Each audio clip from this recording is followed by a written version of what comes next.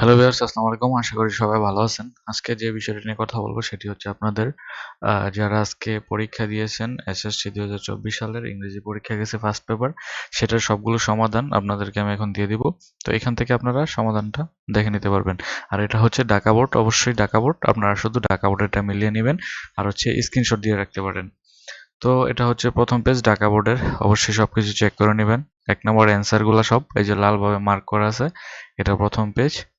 এরপরে হচ্ছে এটা হচ্ছে দ্বিতীয় পেজ। এটার বি এর সমাধান হচ্ছে কালো কালার দিয়ে মার্ক করা। আর এটার 2 নং এর সলিউশনটা এই যে এখানে নিচে দেওয়া আছে। তো এরপর হচ্ছে 3 নাম্বার পেজ। 3 নম্বর পেজ হচ্ছে এটা। এখানে 3 নম্বরের 4 নম্বরের অ্যান্সারগুলো এখানে দেওয়া।